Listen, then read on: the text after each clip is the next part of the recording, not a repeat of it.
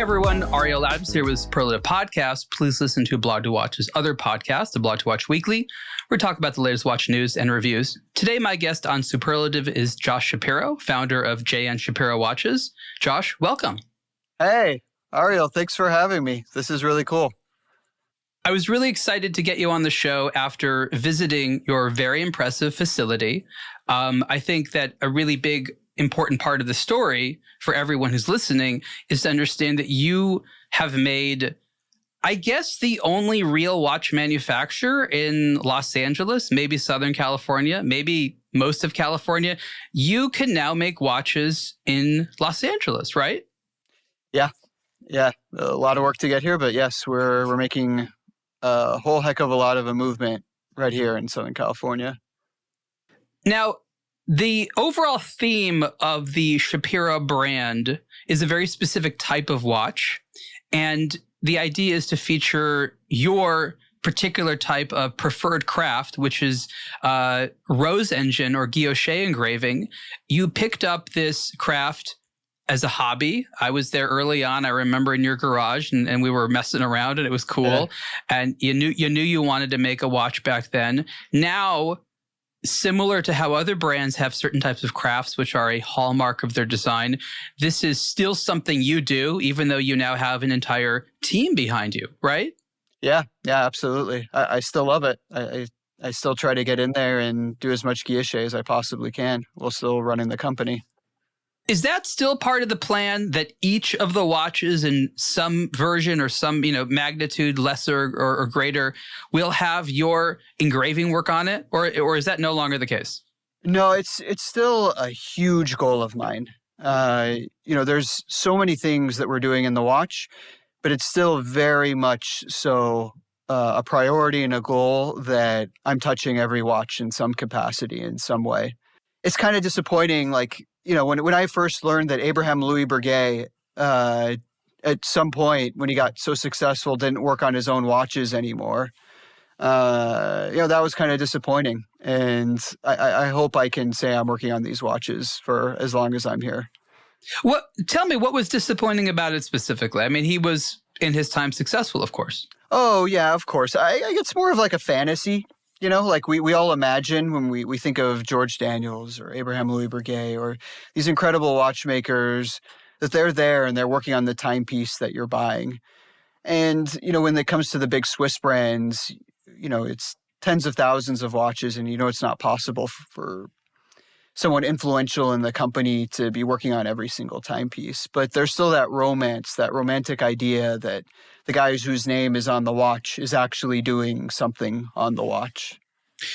You make an excellent point, but I wonder if you can extend that value in saying, you know what, maybe I don't touch every watch anymore, but I have created a process and a culture and a set of values that I bestowed on the select watchmakers or artisans or whatever that work for me. And everything from this brand is as I would do it. Is that equally possible or is that not possible? No, that's for sure equally possible. And that's what we are doing. I'll give an example. There's a big smoke and mirrors thing in the industry that internal angles for anglage can only be done by hand. It can only be formed by hand.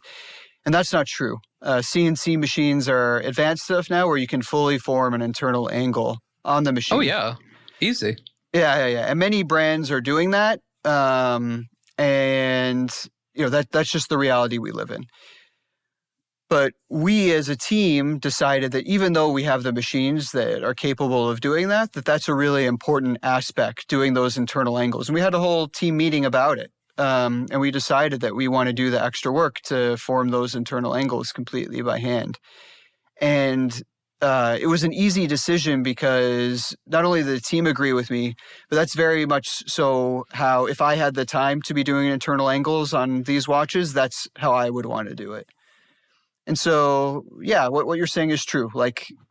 What I find important, what the team finds important, that filters its way out through every watch. Now, you are not just making watch cases, but you're making the movements. Obviously, there's parts you buy here and there, but you're really making the movement. That's really the whole focus on this. And this is a decidedly high-end product. I think what's important to say for people that are not already familiar with J.N. Shapiro as a brand is that this is a luxury watch through and through. But it's luxury because you put in a lot of time to decorate. It's luxury because of a certain level of craftsmanship and materials. And it's a mechanical watch with, again, decorated elements as well. I think it's important in the very crowded space of American brands that you are quite uncommon in the price level as well as the approach, right? Yeah, when someone buys one of our Resurgence watches, well, any of our watches, but the Resurgence is where we make the dial, the case, and the vast majority of the movement in our workshop, that people are getting a very high horological bang for their buck. And what I mean by that is many brands you're paying for marketing and all the staff and costs associated with that. And that's fine. That's just part of running a business. But in our product, we spend next to nothing on marketing. And the biggest cost by far in our watches is the labor. And that's a huge part of the value of our watches. So in many ways, like a customer that purchased one of our watches knows that they're paying for the blood, sweat, and toil that goes into their watch. And that's the primary thing that they're paying for. How do you stay that way? That's a good question. I stay that way by not making a lot of money. But over the long run, how does a company maintain, we'll call it that personality reputation, where consumers are paying for time and effort and labor as opposed to, third-party shareholders, or maybe they don't like extensive marketing budgets? How do you maintain that? Some brands can do it. Other brands totally haven't been able to. How, in your opinion, or maybe you're not thinking that far ahead. Maybe it's like there's so much stuff to do now. That's like, whoa, I can't even imagine that. Well, that's a good question. I think one of the ways we're doing it right now is we have two lines. We have two lines of watches. We have our Resurgence watches, and then we have our Infinity watches. And the Infinity series is a line we started in 2018, and that's the line where we bought in the movements. And that's a way where we can make a product that's more accessible to a lot of people, and we can put a lot of effort into the dial and the case for that watch, but we're going to buy in the movement. And then our Resurgence is our halo product, where the labor costs, because of all the infrastructure that's needed in making an economic movement, doesn't exist. So the labor cost on our movements and our Resurgences is astronomical.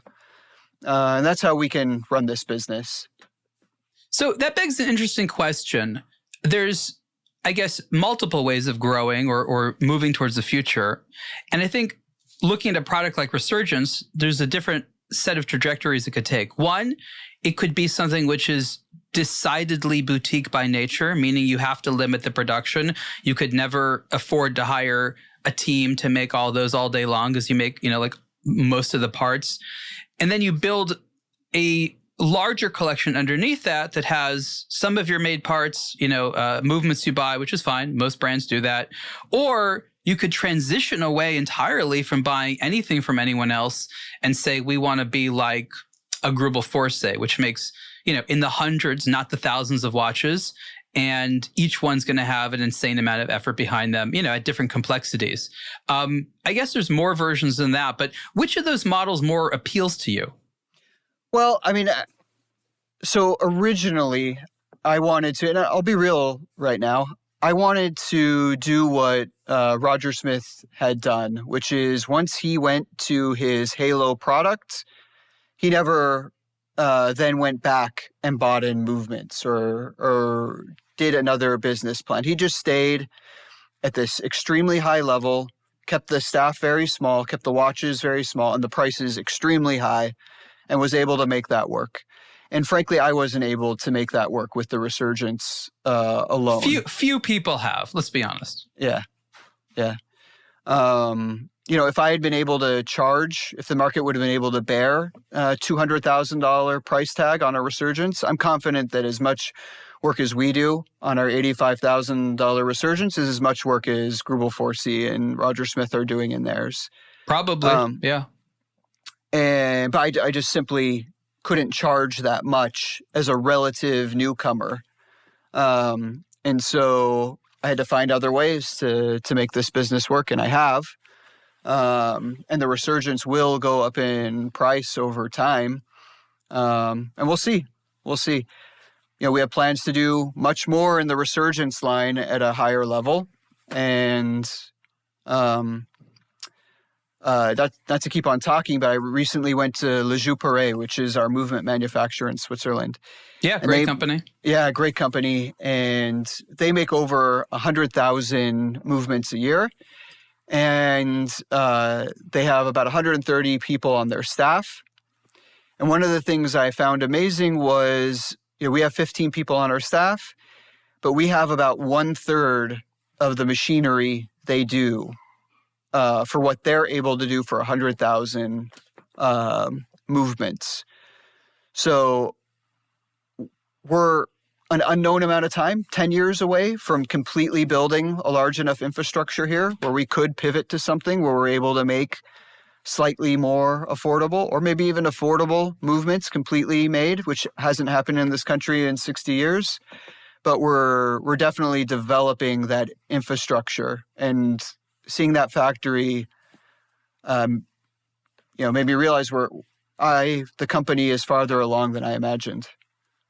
Yeah, that's really impressive. And it also sounds like you have a lot of options, but it's also good to know that if it was up to you, you'd be doing that small number of exceptionally well executed, lots of detail, huge amounts of passion. Every part takes a lot of time. And then you're selling it to someone who is, a very well-funded but true aficionado. And there's probably an untapped market for people that would like that coming from the United States, especially since such a large percentage of the world's already high-end watches are purchased in the United States. Yeah, absolutely. Absolutely. And I feel very lucky. Like right now we have 87 orders for the resurgence. That's great. It's about a 3-year wait list. And, until we get more labor, we can't get through that number any quicker. And probably about 60 of those orders are US based. So we've gotten some attention here, and we've gotten some fantastic collectors, great people that I'm happy to make beautiful watches for. I know we talked about not talking about it, but I have to talk about tariffs right here because oh yeah, sure. It sounds that for somewhat in the future, your good value to people in the U.S. will seem like an even better value because this 39%, as it is right now, tariff simply doesn't apply. Or does it still in a little bit because you get some parts? Or how does that work? Is a Shapiro watch tariff free if you buy in the U.S.? Yeah, I mean, the resurgence, the only components we buy from Switzerland are the mainspring. And that's a replaceable consumable component. And then the hairsprings we purchased a long time ago, and we have already a pipeline for making our own hairsprings completely U.S. made. So that product, at least on our side, we're not paying tariffs really on anything. And neither is the customer. And then for the Infinity series, we're paying a tariff on the movements. And that hurts. The exchange rate is bad and the tariff is high. But, as a percentage of cost of goods sold, it's not devastating for us like it would be if we had to import a watch from Switzerland and put our name on it and everything that goes with that. Can you see a future where if this lasts long enough, an operation like yours can expand by building watches for other people who recognize that it's cheaper to import parts, have it assembled in America and sell it, even if there's some markup, than importing the entire thing? Am I crazy that could happen? No. I mean, it's not only is it not crazy. I'm having those conversations already, especially with brands I'm very close with. Like, for instance, I founded an organization called the Alternative Horological Alliance with Ming, Fleming, Fears, and Masena Lab. And those are conversations we're having because we're a close-knit group of brands. And if there's a way I can help them with that, so be it. Ming's a out of the box thinker, and is an international company. So we'll see. It's not that crazy of an idea when you look at how supply chains shift. This is normally something that happens. It just hasn't really happened in America because no one's ever thought that this would be an issue here. No one in the last 50 years ever imagined, let's build watches in America to avoid tariffs. Yeah. It's an old one, though. Wittnauer for Longines. And there are a few others, too, that were... Yes, back in the early 20th century. Yeah, and it was for the same reason. In fact, the Swiss used to have, I think in Puerto Rico, they used to have... Really? They used to assemble their watches there because there was some agreement that if a watch is assembled in Puerto Rico, even if it's all Swiss components, that's where Philippe Dufour, one of his first jobs was as a watchmaker in Puerto Rico. So Swiss brands could avoid U.S. tariffs. Yeah. So I guess the industry is familiar with this and has long-term plans. Yeah, I mean, well, it'll be interesting to see what happens. But there are historical precedents for this already. Yeah, that's somewhat exciting. That could be good. But I think one of the problems, and I think you'll agree, is that Switzerland probably believes that this is a temporary phenomenon. Yeah. They probably think that once Trump is out of office, there'll be a quick rollback of these tariffs, and maybe they think they won't outlive his office. And I think that a lot of them are just sort of sitting and waiting. Yeah. So I don't know how many years it has to go on before they think here it's here to stay, and in that period, how much pain that will cause. Right. And that's a big unknown. Yeah, it's a big political question too. I mean, like, without delving into politics where you're left or right, the way politicians become popular is often by undoing what the previous administration has done. And I think whether you're conservative or liberal, that's like low-hanging fruit. Like, all we have to do is lower the tariff and we're a hero, no matter which side you're on. That's true. But, Yeah. So I think no matter what. It's pissed off people on both aisles. That's your point. Exactly. Yeah. Yeah. I definitely agree. But in the short term, not only is it good for you, but if it's relatively agile to have someone shift some of their operations, even for just a few years, to assembling here, I think they will. The question is, how difficult would that be to staff? Because, of course, you couldn't just import labor from Switzerland to work here. There's immigration issues with that, even though you might be able to have a few. The reality is you'd have to find people here in the United States. How challenging would that be? Well, yeah, that's actually a two-path answer. What the Swiss do, and there is a special visa for if you're Swatch and you have a Swatch service center in the United States, there's a special visa for employees that are from the main company in Switzerland that can come to the U.S. in a temporary visa.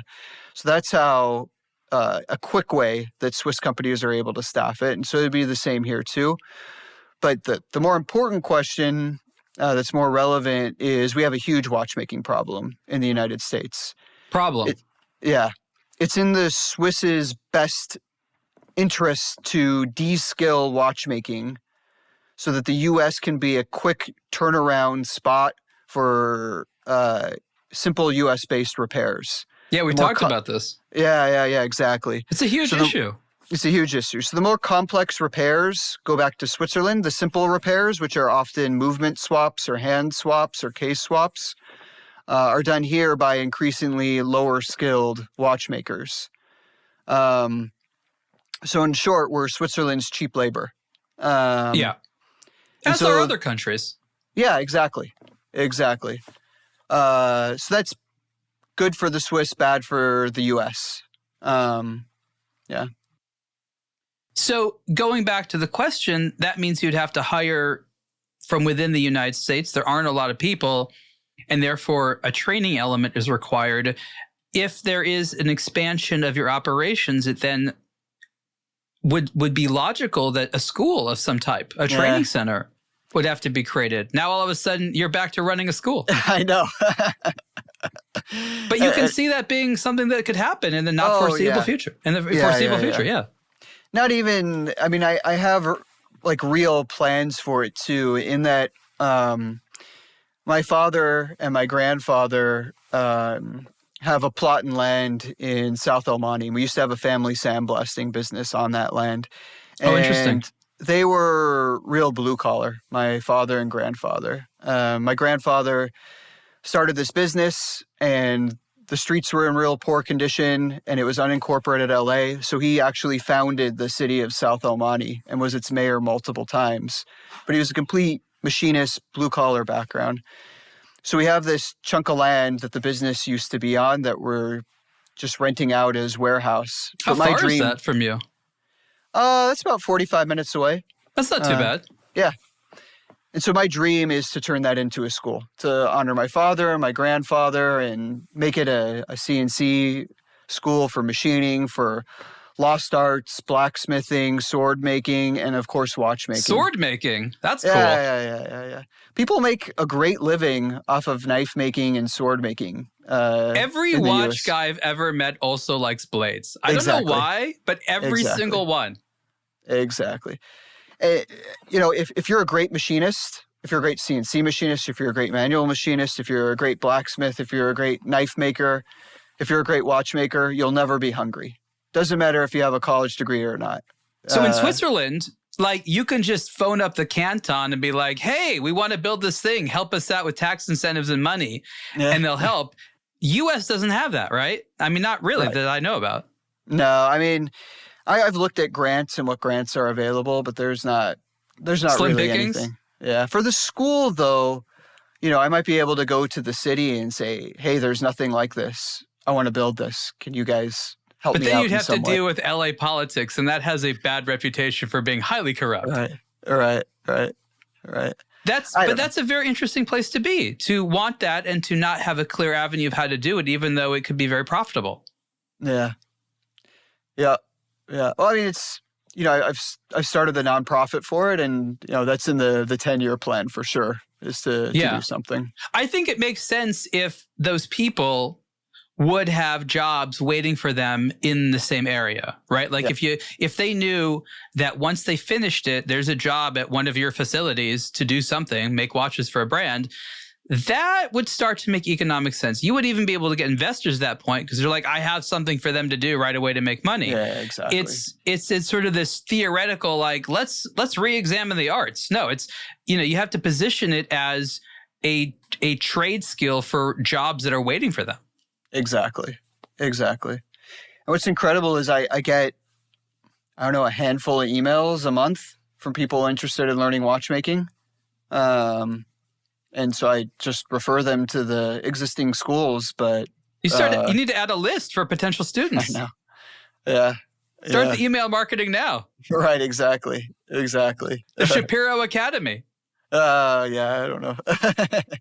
No, but I think what's interesting is as you make this facility, this factory, this locus for your brand, you also recognize all the supporting industry infrastructure, which you need. Switzerland has, of course, a head start. Other places in Asia, for example, have a lot of this available, a lot of the labor, a lot of the places.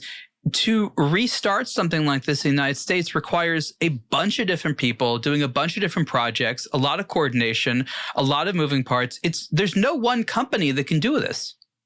No, yeah, and that's kind of the fun and frustrating thing of this business. We're constantly learning how to do things from scratch and rediscovering things and figuring things out, and so that kind of makes it, no pun intended, like the Wild West of watchmaking. But it's a lot of fun. It can be very frustrating at times. And then, I go and visit a factory like Le Jouperet that has, an unbroken chain of 150 years of watchmaking, and they've already got it figured out.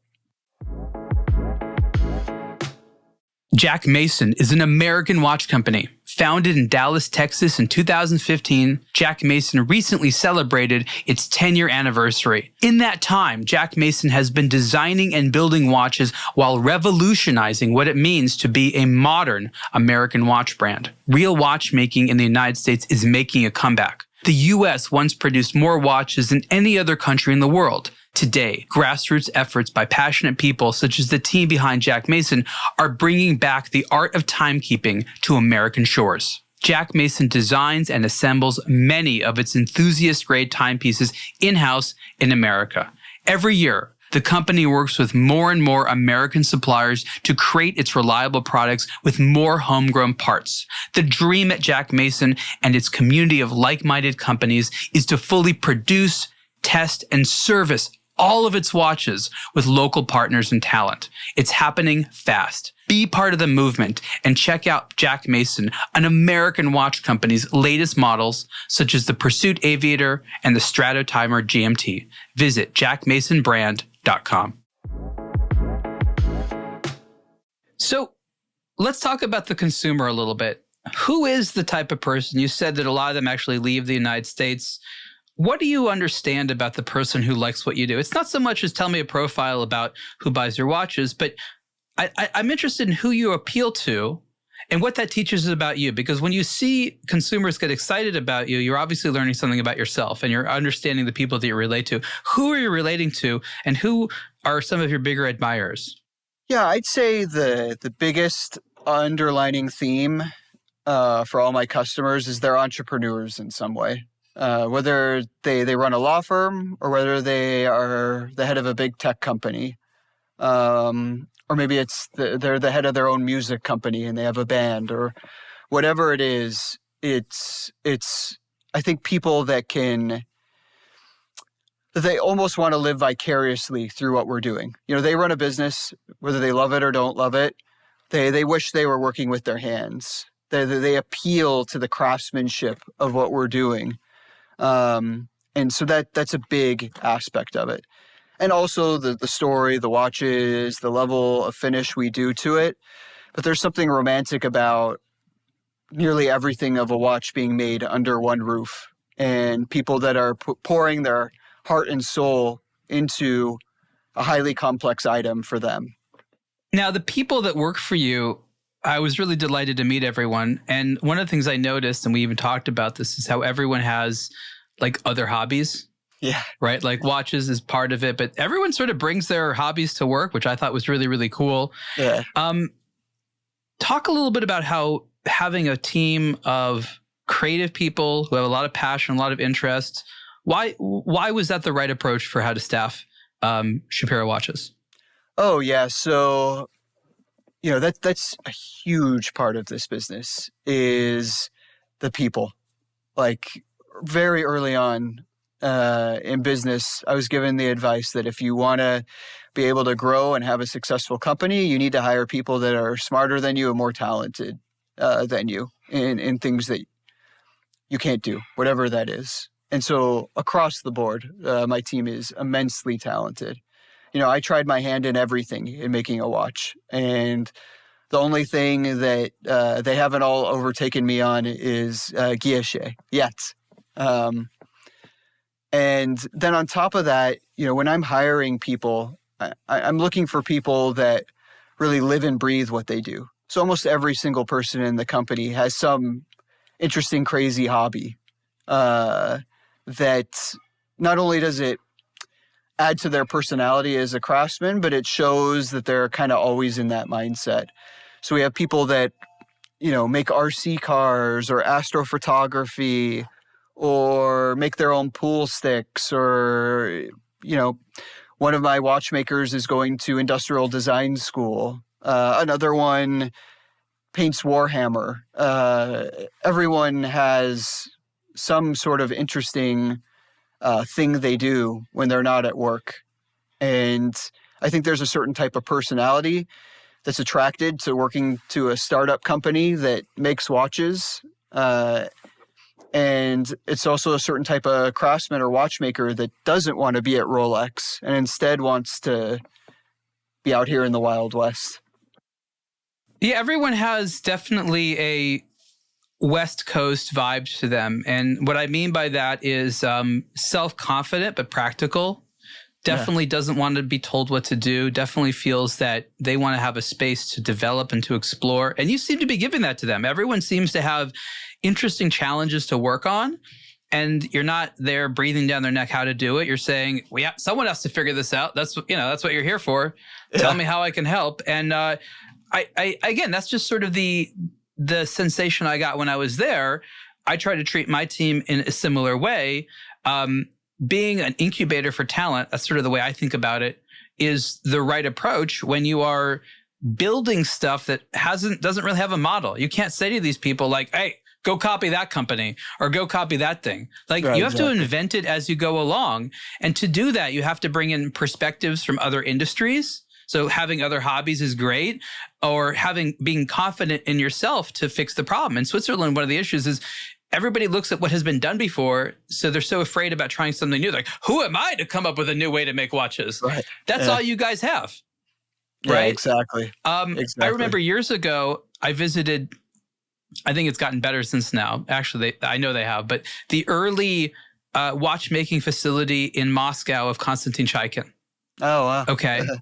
And, he was doing electroplating, but like the basket, he made it out of like screen door material. Like it's like what they had. Yeah. Like they couldn't even buy the stuff from Switzerland. It was all, it was clever. It was like being like a mad scientist lab. But he had to figure out how to do these things that was relatively easy to do over in Switzerland. But where he was, which was even worse off in terms of suppliers in the United States, he had to figure all this stuff out himself. They've even since moved. I think one of their assembly facilities now is in the UAE. Yeah, in Dubai, yeah. Yeah. So it's just interesting to see that. And the contrast of cultures is really, really important. You could not take the individuals who work in the facilities in Switzerland, move them over to California and and have them be successful in your facility. It would just be the wrong character. Yeah, for sure. Like, I remember Recep came to my workshop once years ago, and he was kind of pretty amazed by just how much we have to figure out here. In other words, the other way of saying it is how much of in the boonies we are. The horological wasteland. We do have one massive thing in our favor, is that the aerospace industry is here in Southern California. And what that means for us is that precision parts. Yeah. All the makers of the most precise machines are here. Yeah. So, and the talent and the people that know to use the machines and all that stuff. Kind of. One problem we have is aerospace is making huge things. So when I interview machinists and I ask them what's the smallest thing they've ever worked on, the smallest thing they've ever worked on is usually larger than a whole watch. Yeah, than like 10 watches. Oh, wow, yeah. So like something small for them has a completely different meaning than small for us. And that's sort of where, once again, where hobbies come in. Brian, one of my machinists, he was working at Honda, but his hobby was watchmaking. And then Jake, one of my machinists, he was working on those huge, massive things, but his hobby was making RC cars. So he was used to making small parts. And then Eric, who's our technical director, was a watchmaker that turned machinist. So that's super important. If I just grab an aerospace guy, it's almost impossible in some ways for them to come with terms with how tiny our parts are. So the scale matters. Oh, yeah. Even the medical industry, for the most part, they're not dealing with things as small as we are or as tight a tolerance as we are. So explain to me what the big challenge is, because yes, when you're working with smaller areas, the way it's machined, the tolerances, it's all very different. But why are those people not easily able to shift over? It seems like it would just be learning some new skills, or is it like culturally different? Well, you have to be way more careful with your tools. Like our tools that make these parts, the the end mills, as they're called, are about as big as a human hair. So a typical aerospace employee, they're used to working with a tool that's, as fat as 3 of your fingers. And to go for that, where you can see the tool and you can see the gigantic part, to where you can't see the tool and you can't see the part, is pretty shocking. It's like playing years and years of basketball, and then suddenly they say, now you've got to play basketball with a hoop the size of a quarter and a ball the size of a marble. Right. Yeah. So that can be pretty jarring. So I guess a lot of them are coming in confident, being like, I can do this, and then being humbled. And then that like turns them off because they're like, oh, I'm not as good at this as I thought. Yeah. I mean,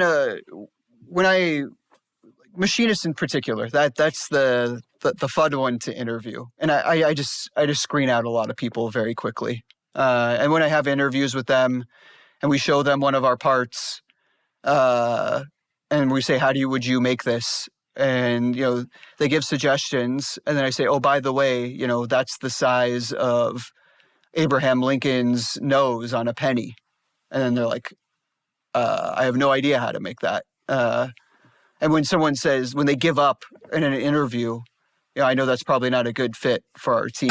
But I agree. That sounds like a bad thing to do in the interview, is just completely give up. That's interesting. So that's very exciting on the human resources angle. Obviously, that takes a lot of time. Are you actively growing right now, or are you happy with the size of the team? It's just interesting to know how you have to diversify your time. Yeah, so we're constantly in a battle to make things more efficiently and have less rework, less waste. Always. We're in a battle for that. Every manufacturing company is. But for us, we recently exited prototype mode for our resurgence. So, like where a watch took like an unknown amount of time, we're funneling that down, and trying to distill it to where we're just doing what we need to do and focusing on finishing and doing it in the best way possible without having to do a lot of rework. So that's very important, but hard and frustrating. Yeah, extremely. And then the other side of that is, we're always strategically hiring. So like right now we're looking for another watchmaker to grow the team, but it's not just, a Rolex service watchmaker. We're looking for someone that has the skills to be able to finish and the skills to be able to vibrate a hairspring. And there are people in the country that have that talent set, but it's very rare. Now, there's a lot of people who over the last several years have actually developed an interest in going to watchmaking. And I think that's great, probably more so than, in the last 2 decades. But I don't think a lot of them in the United States know what to do. Is there one or more watchmaking schools in the United States that have that full stack from technician stuff to watchmaking that you can recommend? Because I think that people who are interested in this, they don't know where to go. And if there are any schools that have candidates that can actually be hired potentially by places like Shapiro, can you list off what some of those places are? Sure. So, there used to be a school called Lidditz Watch Technicium, and that was in Lidditz, Pennsylvania. And that was a school that was owned and operated by Rolex, and that was a full program comparable to the WOSTEP program in Neuchâtel, Switzerland. And that closed down this year, and that was a big blow. It wasn't a good ROI. Does anybody know why? Has they explained that? Yeah. I mean, it's obvious because the same time they closed it down, they opened up a Dallas Rolex school that trains watchmakers, but it's a lot more distilled. Yeah, not the real watchmaking, just the basics. Right. Like they don't make a school watch. They're not learning how to do micro machining. They're not learning the intricacies of... Why would they have both? I mean, Rolex can afford to have both. Why not? Rolex didn't get to being Rolex without being extremely good with money. So they looked at the ROI on their school in Lidditz and they said, this isn't a good investment. It's probably some of that protectionism as well, where they want to keep certain types of skills in Switzerland. Probably, yeah. I mean, one of my watchmakers came from the Henry Stern watchmaking school, which is Patek's school. Yeah. And so everyone That's that graduates... in New York, right? Yes. everyone that graduates there needs to go directly to Patek. And, my watchmaker that was there, his level of what he'd ever be able to work on for a Patek Philippe was capped. And it wouldn't matter if he was the most brilliant watchmaker ever on the history of the planet. He could never get above a certain level. That other level would always be in Switzerland. Well, back to the main question of the schools that are extant. There's a school in Seattle. Okay. And it's through a community college. And yes, it's still funded by brands, but because it's through a community college, they're more independent, and that's a great program. They do some micromechanics, and they have a good watch curriculum. And then there's another community college-based school in Paris, Texas. Friend Garen Fraze runs that program, and he's very ambitious. He's been on the show. Yeah, exactly. He did that program with you. So I fully endorse his program. I think he's going to do great things there. Yeah, I saw he was on a few podcasts ago. So there's not that many. No, and then, you've got Richmond School in, I think, Dallas, Texas, and you've got the Swatch School in Miami, maybe? In Miami. And, those were 2-year programs. Now they're 1-year programs, and they're much more ball and chained to those brands. So you have to work at some of these brands. I mean, I knew this, but I think this is actually interesting. These schools, which sometimes are actually free, but the catch is you have to work for those companies for a certain number of time before you're a free agent again, right? Right. Yeah. Or otherwise you have to pay back your program. Like, that's the thing. They can't force you, but then you have to pay back your education. Yeah. And I'm not sure on the specifics for each program. I know that the community college-based ones are much more free than that. But the ones where, you're going to Swatch or Richmond, they really want you to work there after graduation, obviously. So let's talk about aesthetic design. Sure. The Resurgence is a pretty watch. All your stuff is pretty nice. Obviously, it is inspired, though it has a lot of differences with a lot of the classic work. You mentioned Roger Smith, George Daniels, Breguet. These are all obviously influence of yours. Talk a little bit about the local character. What do you bring to the craftsmanship, the aesthetic, and what do you hope to continue to bring that is not yet represented in your watches? Yeah, so I'd say what really comes through in my watches, and has almost since the beginning, is I love materials. I love interesting materials.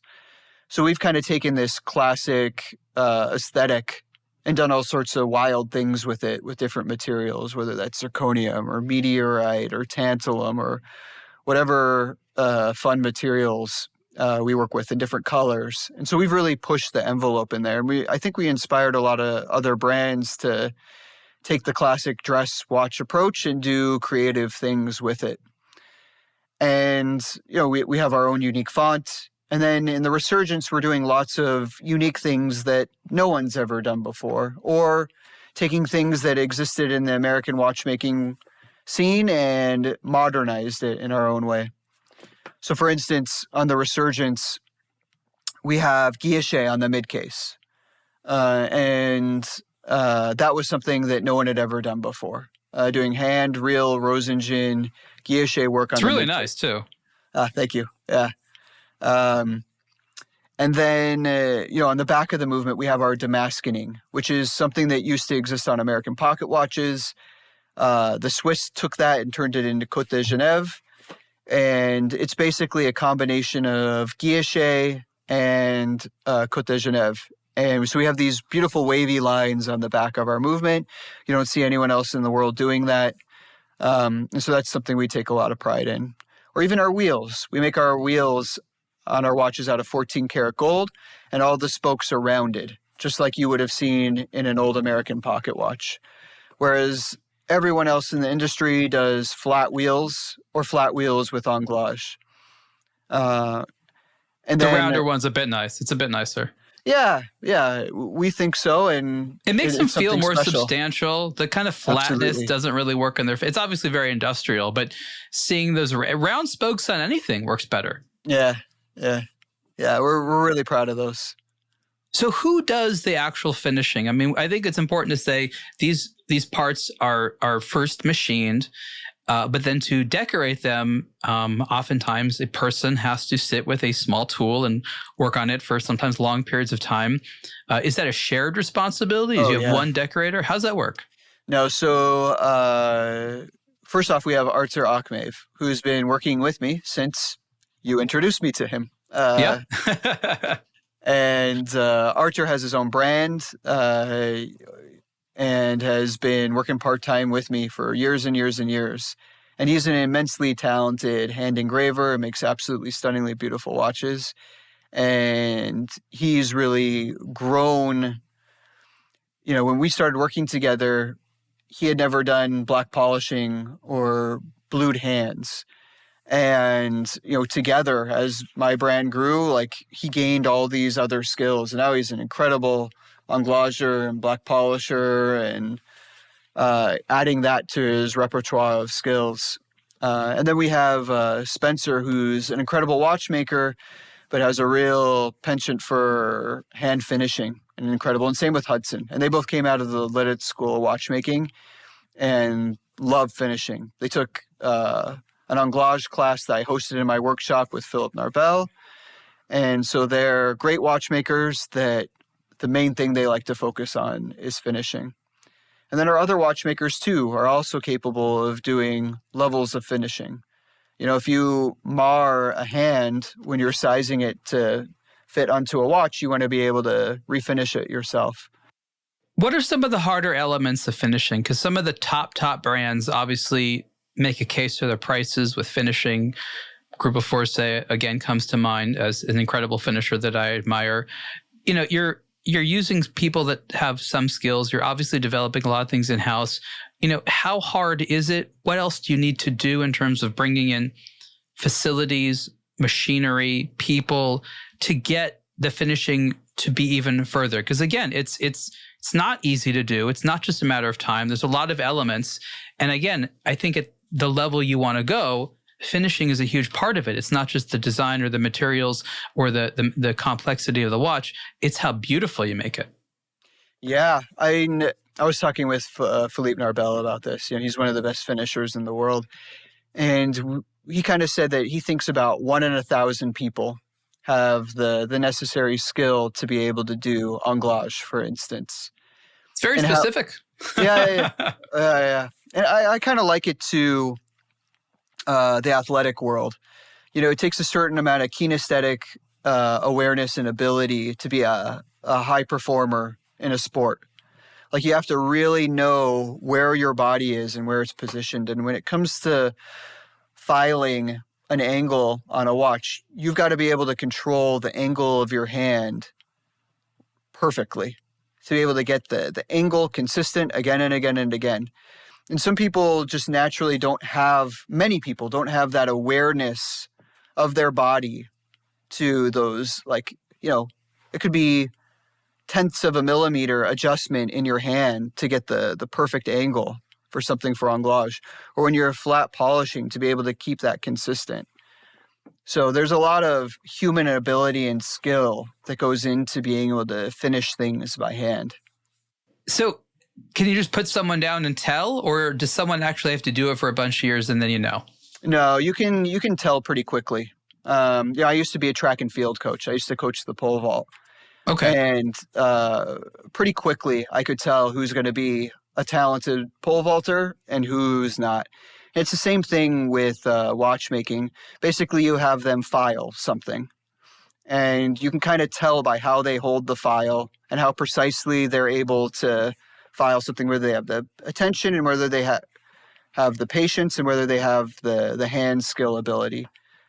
Like if someone grabs a file and they're just like going at it real quick, no finesse, and when it's done, you know, if you told them to make a square and you've got like an ugly parallelogram, you know, this probably isn't for them.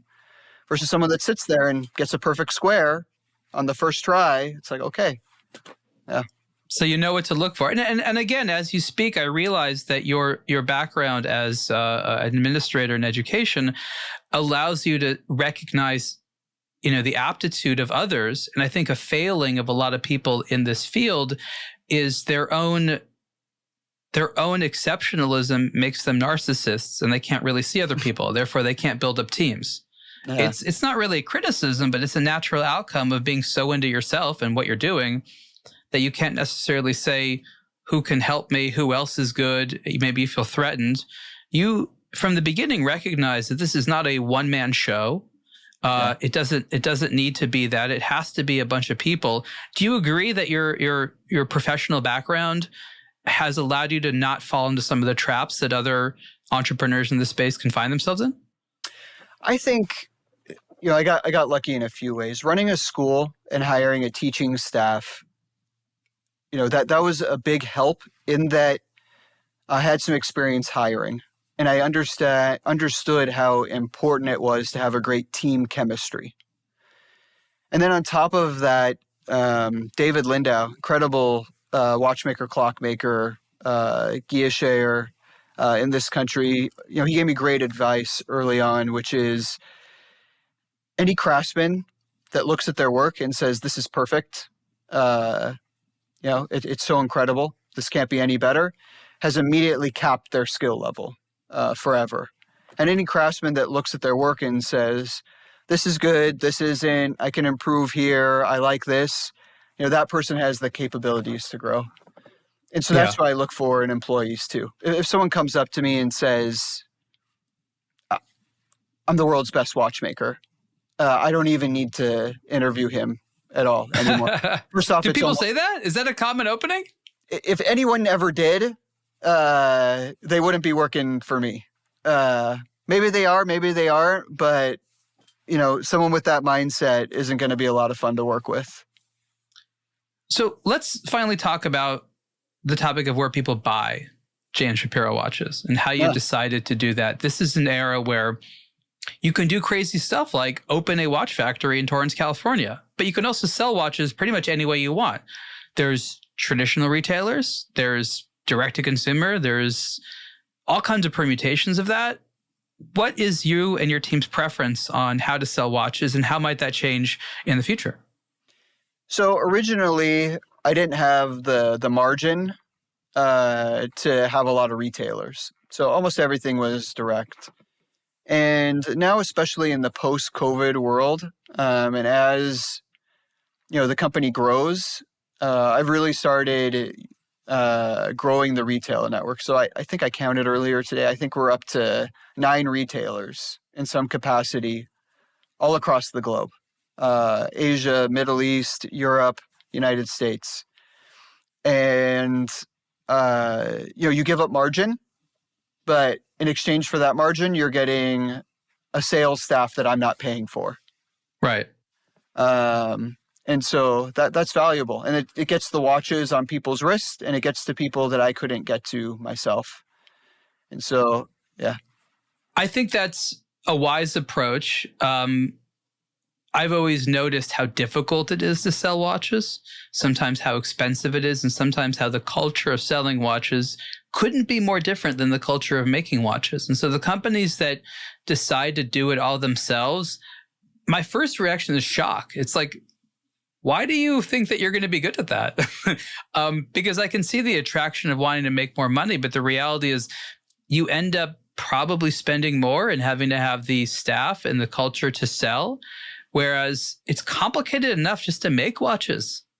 Right. And, it's an ecosystem. If there aren't people out there selling watches, that's just that many less enthusiasts. That's many less people in the industry.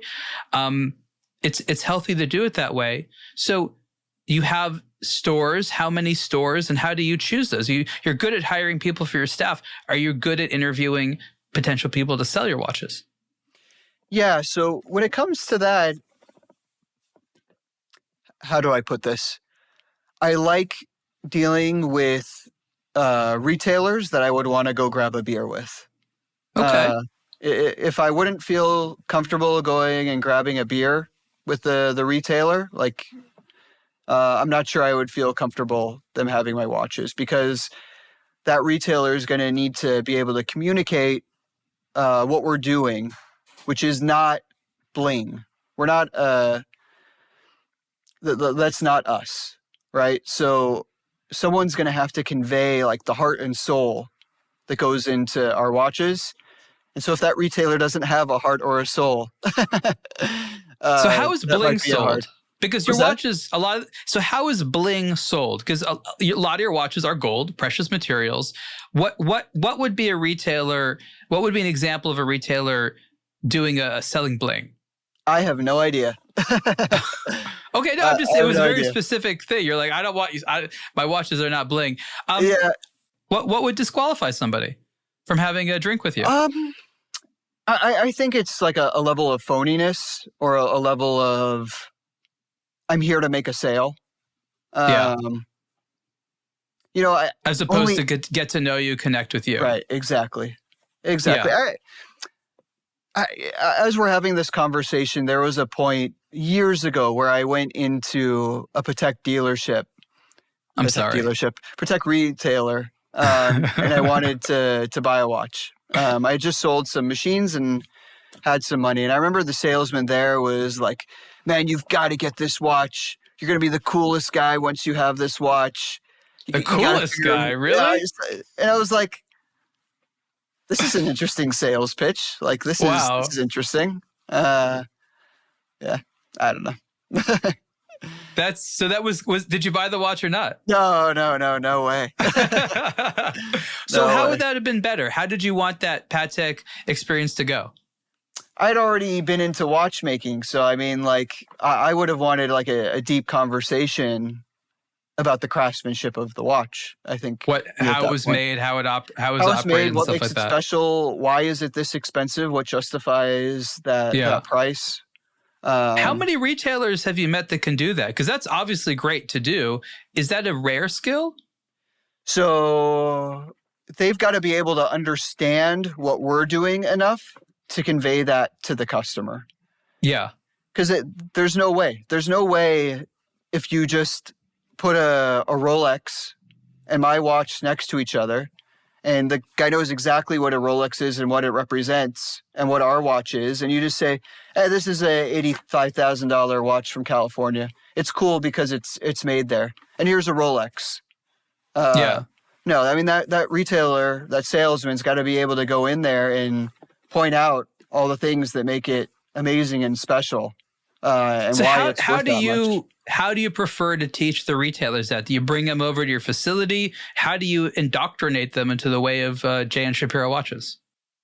I don't know if it's so much indoctrinating as it is when that retailer approaches me, whether they've done their homework or not, what they already know, because there's plenty of information about us out there. So so you're looking for the people who already like you, already know you, they get it. Exactly. Yeah. Yeah. It might stand to gain. You might stand to gain from having, again, I use the word indoctrination a little bit tongue in cheek, but the reality is, even if they like you, they may not know you well enough. Yeah. Right. So having an established program has been very successful for some other brands because it just helps the people who already like them have more tools to share why they like them. Right. Yeah. No, I hear that. You know, adding to your list, which again, I'm very good at apparently. Yeah. I mean, the truth is right now, I'm letting retailers approach me because I can't take that many anyway. Yeah. So them running after me makes it a lot easier. It suits you. It suits anyone. Yeah. That's easy. But I've seen brands in your position before, and the reality is sometimes people chase you for the wrong reasons, or at least reasons that are not in your benefit, because they want to make a quick buck. They're thinking about something that doesn't have to do with your long-term business success. So that's great. That obviously a retailer wanting to work with you, probably reason number one to work with them, right? Yeah. But always dig deeper. You know, I don't know if this it'd be an issue for your company, but one thing that used to be a reason why retailers were excited was for transshipping. They'd want to buy a bunch of watches, not to sell them to consumers, but to sell them to dealers in other parts of the world. You know, that was a very common reason. So retailers had to be like, so who are you going to sell our watches to? Tell us about your store and your clients, because they were like concerned about that. And at first the retailers were like, wow, they're putting it, I mean, they're, the brands, they're putting in so much orders. This retailer's great. And then a few years later, they're like, oh, well, that's where all those watches were going. Yeah. Well, I hope that doesn't happen. But it's like all the things you need to learn. And from the outside, it's like, oh, it's simple. They're making watches. People are doing that for hundreds of years. Like, you have to basically invent the culture from the ground up in so many areas. There's so many pitfalls. That's, I think, why people love the end product, because it's like the cards are stacked against anyone doing this, and that you can actually build a brand around it, build a product, and make it at any price for people who understand. Like, that is impressive. Yeah, like, stay humble, learn from everyone. That's what I'm doing here. And I feel that's the best way to build a real company. So when are you going to shock and impress me again? It's, we're recording in September. Every brand always has to have new things coming out. When will you be able to show me your next novelty? Yeah, so we got a really exciting watch coming out end of December. Already? Yeah. I mean, you saw a little bit of it, I think, when you were here. But I like to keep open-minded. Yeah. And then, we've got a lot of ideas, and we got a lot of fun stuff. And I think there'll be a lot of really interesting, fun, exciting projects coming up in the future. And a lot of that has to do with us having the flexibility of being a vertical manufacturer. So, yeah, Final 2026, question. 2027, it'll be fun. I'm sure. I'm glad you have a lot in the pipeline, and I'll be watching for those next 2 years and longer. But the final question is, where can people hope to see your watches? Obviously, maybe you want to mention some of the retailers, or there's certain events around the year. I think that's an important step for everyone to sort of see and touch. So what are the options people have? Yeah, well, I just got back from Geneva Watch Days. I like exhibiting there. We didn't even get to talk about that. Jeez. Yeah. Collective Horology has been a long-time partner of mine. They're fantastic people, Asher and Gabe and now Jeff. Really love those guys. And then, Mark Cho with the Armory in Hong Kong has also been a long-time supporter, great person. 1010 Labs in Saudi Arabia is one of our new partners. Ace Jewelers in Europe. Independent Watcher in mainland China. And then we're cultivating a few other retailers as well. Yeah. That's fantastic. All great names. And just finally, where can people learn more about you and the brand on the internet?